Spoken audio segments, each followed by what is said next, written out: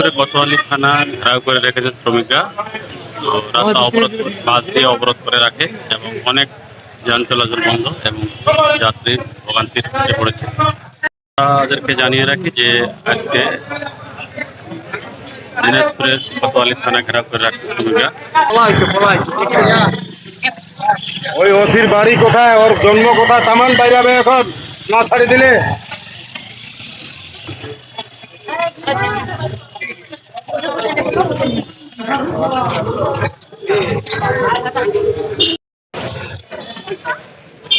দিনাজপুর কোতোয়ালি থানার ওসি নূর নবী এক বাস শ্রমিককে উঠায় আনার কারণে রাস্তা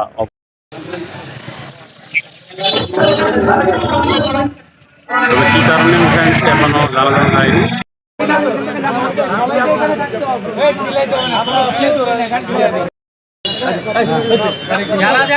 সবাইকে এখানে থাকবো আমরা।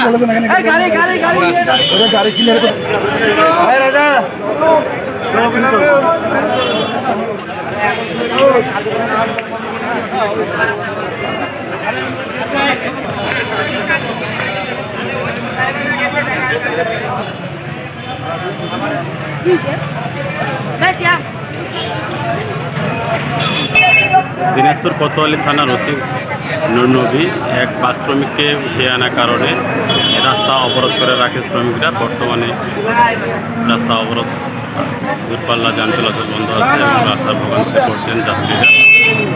তবে শ্রমিককে ছেড়ে দেওয়া না হলে অবরোধ চলমান থাকবে বাস শ্রমিক থেকে জানা যায়।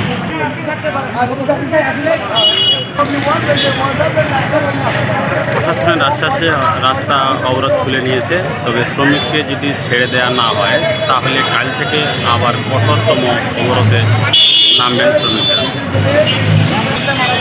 দিনাজপুরের শ্যামলী কাউন্টারের ম্যানেজার ফজলের হক আটকের বিষয়ে জানা যায়, তার ভাতিজা একটি হত্যাকাণ্ডের ঘটনায় তার সাথে কন্টিনিউ মোবাইলে যোগাযোগ সম্পৃক্ত থাকার কারণে পুলিশ তাকে জিজ্ঞাসাবাদ করার জন্য থানায় নিয়ে যায় মর্মে জানা যায়।